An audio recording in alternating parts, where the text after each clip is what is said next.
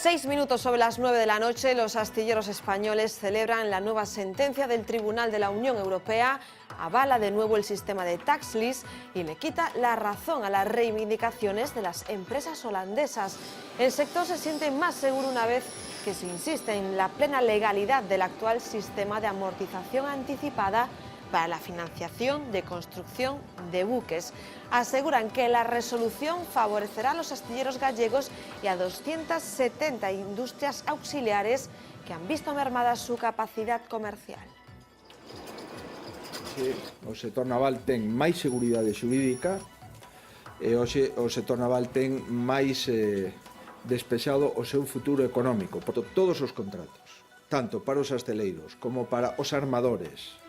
Son contratos seguros que están blindados pola sentenza que agota a vía xurisdiccional no ámbito de Europa e, polo tanto, me alegro moito que o sector naval español gañara e que os denunciantes, neste caso, os nosos amigos de Holanda, perderan este pleito, que me parece que é un pleito que xa causou danos moi difíciles de solucionar. Segunda jornada de huelga en la enseñanza media y universitaria para pedir la derogación inmediata de la LOMCE y del llamado decreto 3+2. En todo el país ha habido unas 100 protestas, algunas de ellas en Galicia, como estas de Vigo o en Obarco de Valdeorras.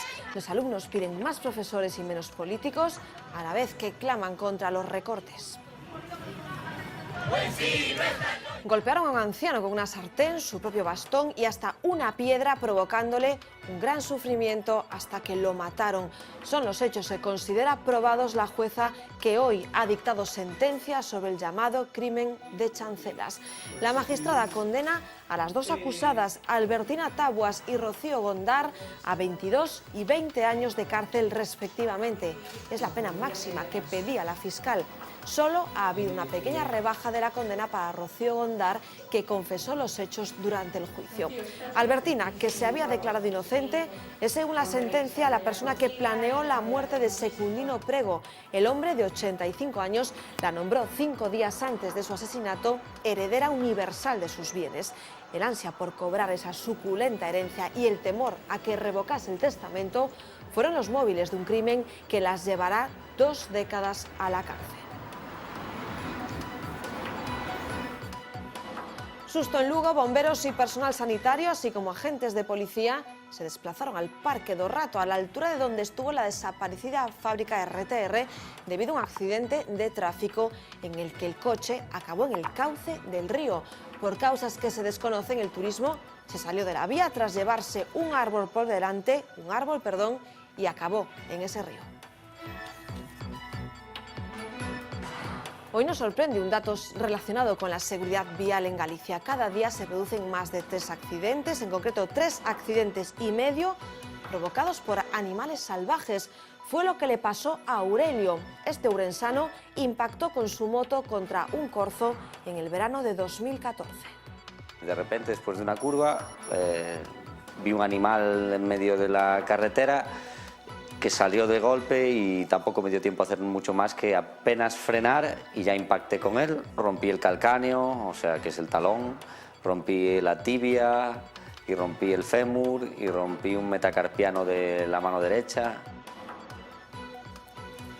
Este joven de Arrúa sufrió, como ven, graves lesiones, pero feliz a día de hoy puede contarlo. Como él, son muchas las víctimas que reclaman que se tomen medidas para evitar que los animales salvajes campen a sus anchas por las carreteras. Un estudio de la Universidad de Vigo asegura que las principales especies implicadas son jabalíes y corzos y han llegado a la conclusión de que estos siniestros se producen en vías muy determinadas. Enseguida les contamos los detalles. Manuel Doval tiene 2 cumpleaños, uno el que celebra el día en el que su madre lo trajo al mundo y otro el que conmemora cuando volvió a nacer. De eso hace ya casi 6 meses. El 21 de octubre del año pasado a las 6 de la mañana, sufría un infarto. Tras 45 minutos en parada cardiorrespiratoria y después de que todos los intentos por reanimarlo resultaran fallidos, le dieron por muerto. Pero entonces, cuando nadie se lo esperaba, roncó. Sí, un ronquido le devolvió la vida y tras 18 días en coma inducido lo despertaron. Ahora da largas caminatas por Pontevedra, la ciudad en la que vive, para conservar el trocito de corazón que aún le queda intacto. Que estoy vivo, estoy aquí. Y nadie se lo esperaba. Ya le dijeron a mi mujer, pues ya falleció, ya no hay nada que hacer. ¿Viste la luz al final del túnel? Fue lo primero que me preguntó.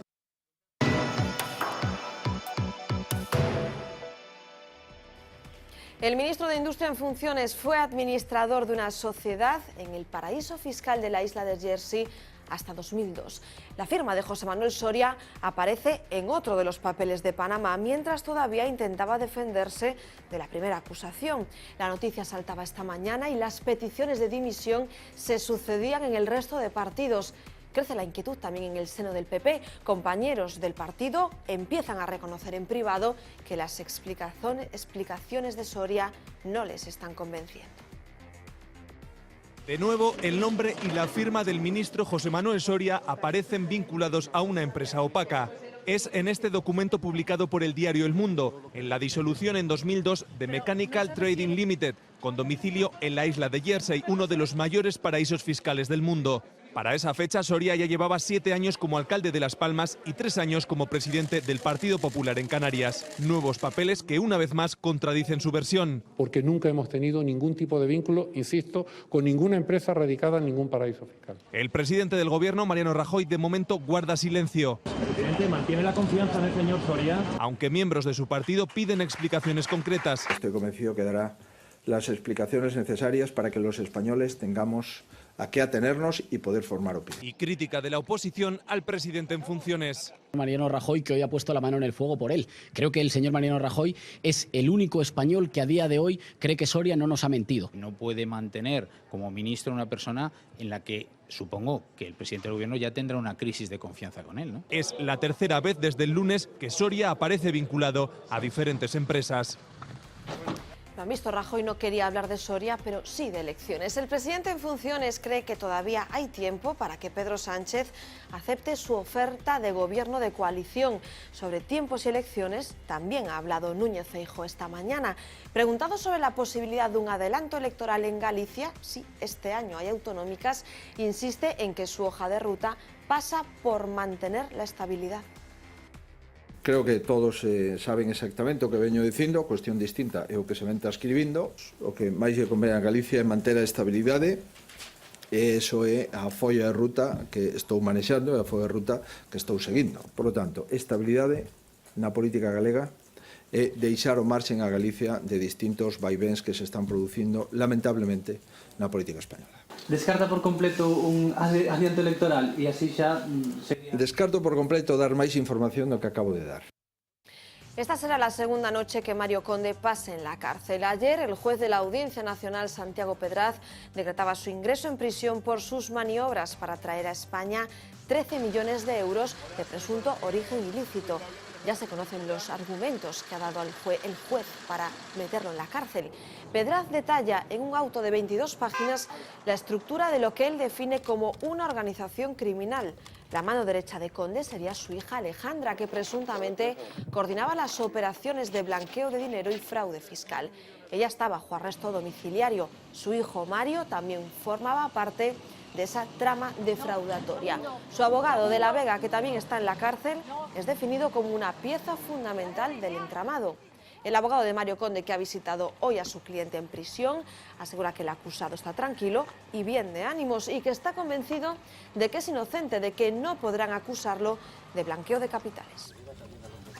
Le parece un exceso, o sea, que él no va a tener ningún problema de estar en libertad para cumplir las comparecencias o presencias que le requiera el juzgado, que eso es evidente porque ya lo hizo en su día cuando estaba en libertad condicional con el caso Banesto, y luego hombre, que de intención de obstruir la acción de la justicia, pues hombre, ya con todo lo que se han llevado los entradas y registros y con todo lo que ha aportado él, pues también parece un poco peculiar, ¿no? Que sí que me ha asegurado, y vamos, por activa y por pasiva, que desde luego no procede de Banesto, que ese dinero no tiene ningún origen en Banesto, que él va a poder demostrar que tiene un origen lícito y que por tanto se cae el tema del blanqueo. Hoy entramos en Orrebullón, el último hospital psiquiátrico que ha cerrado sus puertas en la comunidad. Hace 2 meses despidió a sus 66 últimos pacientes después de 40 años atendiendo a los enfermos mentales de la provincia de Pontevedra. En estos momentos en Galicia solo queda un psiquiátrico abierto, el de Conxo, en Santiago. Hoy, Vía V analiza en profundidad la situación de los hospitales psiquiátricos en Galicia. Este que van a ver es solo un avance. En 1930 el Rebullón abría sus puertas, pero lo hacía como colonia de verano para niños pobres. Después fue hospital de evacuación durante la Guerra Civil y tras ella centro para tuberculosos. Hace 41 años inició su andadura como hospital psiquiátrico. La primera idea de la Diputación fue crear un sitio donde vivieran los enfermos mentales y los psiquiatras, ¿no? De hecho, se construyen 5 viviendas. Yo viví en una de esas viviendas con nuestras familias, mi hija y la hija de otros psiquiatras estaban aquí y bueno, jugaban por aquí, por el jardín con los pacientes. De alguna forma desestigmatizaba, ¿no? el sistema. Toda aquella cosa de la peligrosidad del enfermo mental era algo que era una fantasía popular. Y es que el último hospital psiquiátrico que se construyó en España fue rompedor en su funcionamiento. Lo primero que se trataba era de que no hubiese una imagen manicomial, ¿no? Que cuando alguien viniese aquí dijera, bueno, este sitio no es un manicomio, qué bonito, ¿no?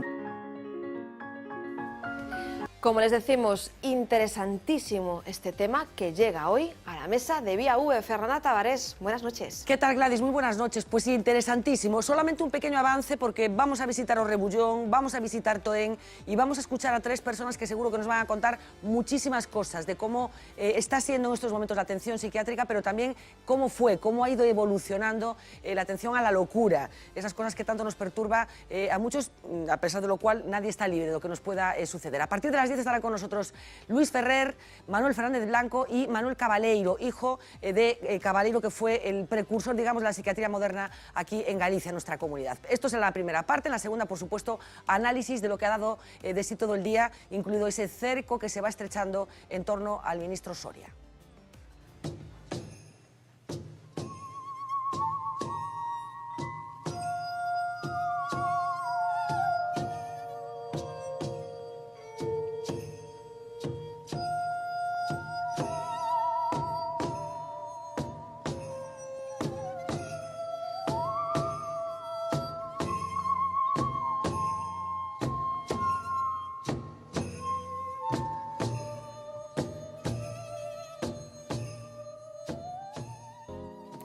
Manuel Doval volvió a nacer el pasado 21 de octubre. Ese día se levantó a las 6 de la mañana y se sentía raro. Era ya un síntoma de lo que le iba a ocurrir en los siguientes minutos, la muerte. Un infarto lo mantuvo 45 minutos en parada cardiorrespiratoria. Los servicios de emergencias le dieron por fallecido, pero aún no era su momento. Manuel resucitó y ahora puede contarlo.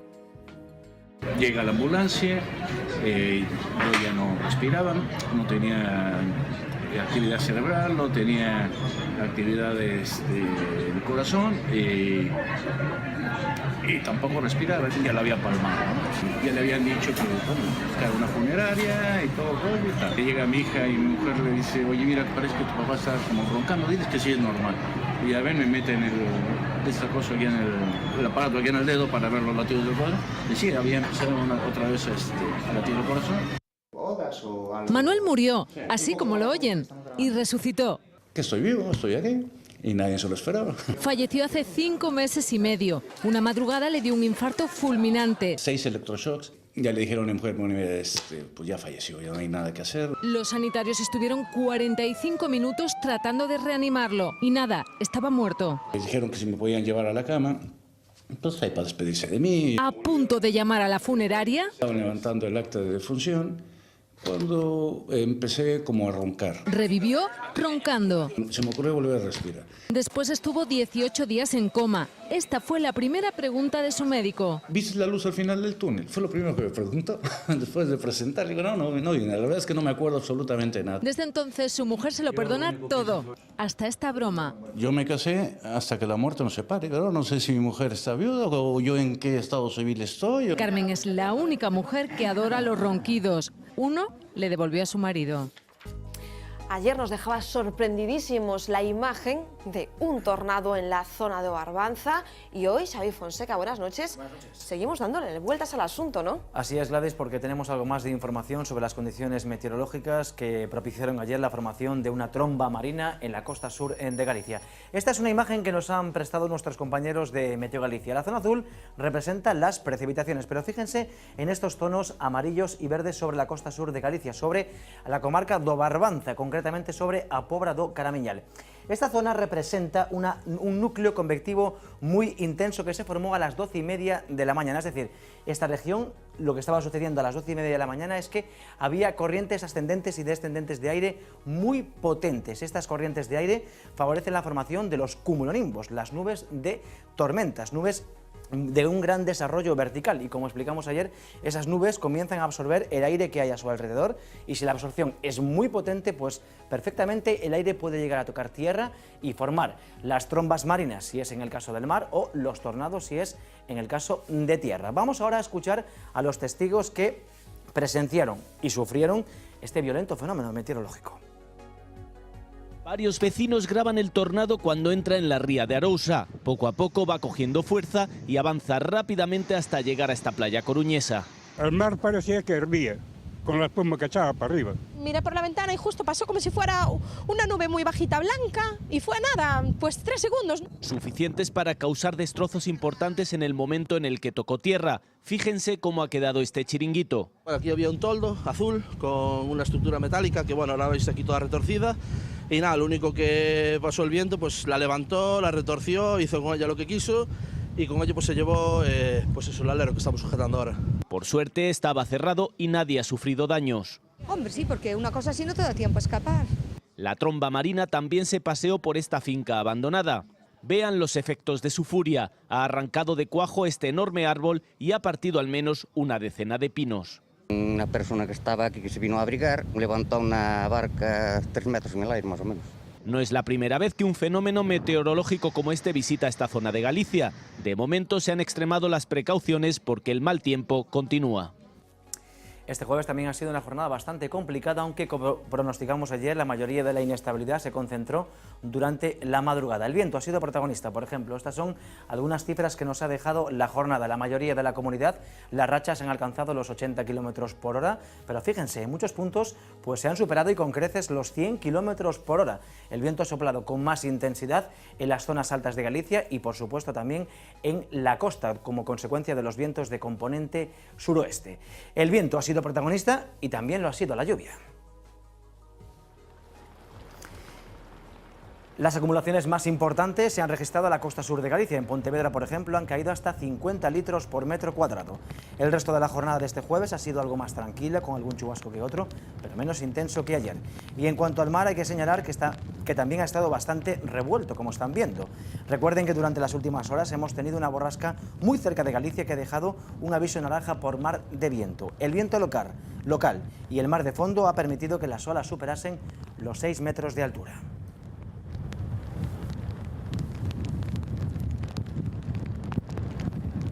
Mañana volveremos a tener una jornada muy complicada porque, como dijimos ayer, la borrasca que lleva con nosotros varios días se ha transformado y ahora, en lugar de tener una sola borrasca, tenemos 2 más pequeñas, pero atentos porque una de ellas está muy cerca de Galicia. Tiene un frente asociado muy activo que va a cruzar la comunidad este viernes. Así que la jornada comenzará ya con el cielo cubierto y con chubascos generalizados. Los chubascos podrán caer en cualquier punto de Galicia y momentáneamente acompañados de granizo y de aparato eléctrico. A partir del mediodía aproximadamente llegará ese frente que va a barrer la comunidad, dejando lluvias generalizadas que, por supuesto, van a ser más intensas, como siempre, en las provincias atlánticas. El viento de componente sur comenzará la jornada de forma suave, pero cuando llegue el frente también aumentará en intensidad. Y en cuanto a las temperaturas, a pesar de todo, pues hay que señalar que las máximas y las mínimas se quedan sin cambios significativos. Las mínimas, en todo caso, podrían descender de forma ligera, se van a quedar por debajo de los 10 grados en toda la comunidad y las máximas marcando valores propios de la época, oscilando entre los 14 y los 18 grados.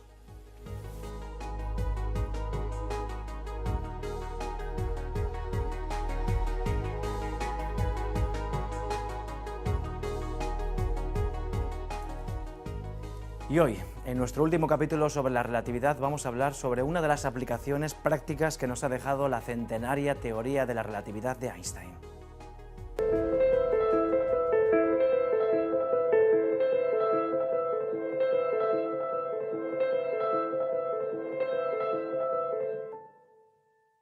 En octubre de 1942, Einstein dijo: «No entiendo por qué la relatividad, con sus conceptos y problemas tan alejados de la vida cotidiana, ha sido recibida de una forma tan apasionada. Pero si estuviese vivo, podría comprobar cómo su trabajo ha trascendido el estudio del universo y tiene aplicaciones muy útiles, porque en el siglo XXI, la era de la tecnología, existe un instrumento que no podríamos usar sin aplicar tanto la teoría especial como la general, el GPS». La teoría de la relatividad es espectacular porque está en el vértice de la filosofía, la ciencia y la tecnología. ¿Por qué? Porque la solución del problema de la relatividad especial es operacional, te dice cómo tienes que medir las cosas. En particular, tiene una propiedad muy importante, que es que esta velocidad, 3 por 10 a la 8 metros por segundo, es universal. Todo el mundo va a ver que la luz se propaga de esta manera, y esto tiene una consecuencia tecnológica inmediata, y es que ahora puedes medir distancias con tiempos. Es decir, un segundo luz es igual a 3 por 10 a la 8 metros. Es decir, un segundo luz es la distancia que viaja la luz en un segundo. Para conocer el funcionamiento del GPS es importante entender ese concepto, que medir tiempos es también medir distancias. Esas señales que vamos a medir son 3 rayos de luz, procedentes de 3 satélites geoestacionarios. Es decir, conozco 3 tiempos a 3 puntos distintos, y alguien me dice, estos 3 rayos de luz han tardado cada uno medio segundo, un cuarto de segundo y 2 segundos, yo puedo reconstruir exactamente la distancia que hay a los puntos desde los cuales se mandó este rayo de luz. ¿Perfecto? Yo sé que esto está a 0,5 segundos luz, esto está a 0,7 segundos luz y este, por ejemplo, está a 0,8. Esos son distancias.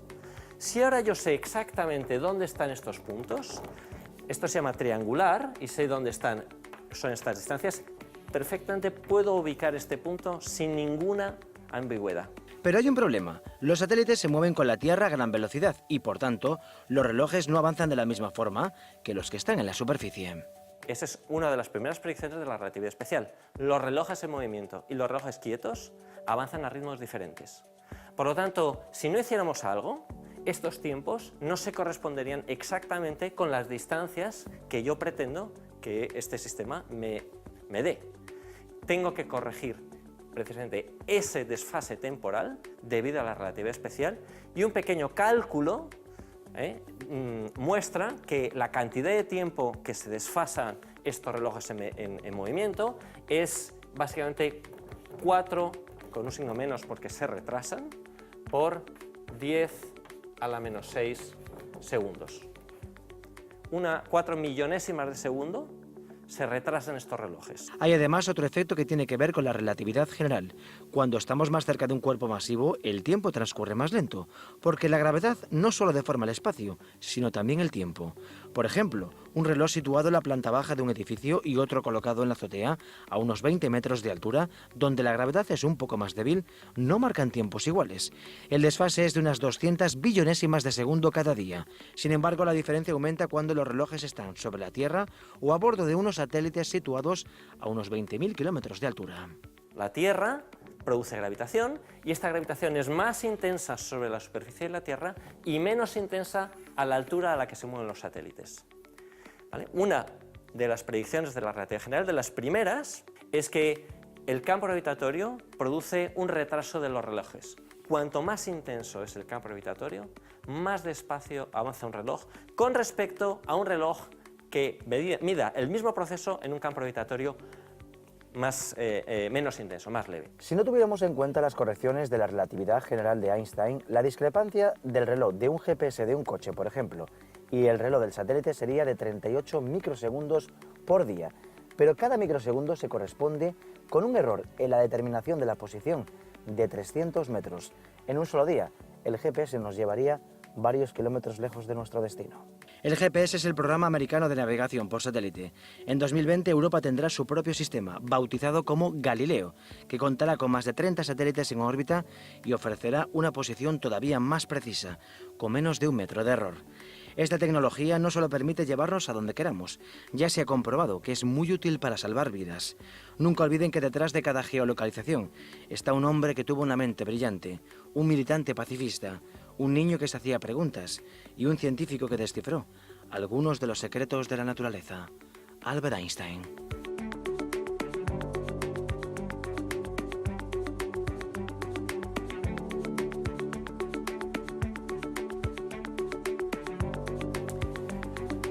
Bueno, Gladys, hemos terminado con la relatividad, pero esto es solo un punto y seguido, porque en un par de semanas empezaremos a hablar de el CERN y la mecánica cuántica, la física de lo pequeño que tanto desconcertaba a Einstein.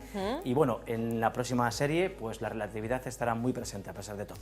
Pues ya lo saben, la cita cada jueves en este espacio para hablar del tiempo y también de la ciencia. Gracias, Xavi, hasta mañana. Hasta mañana. Nosotros paramos solo unos minutos, a la vuelta queda muchísimo que contar, ya verán.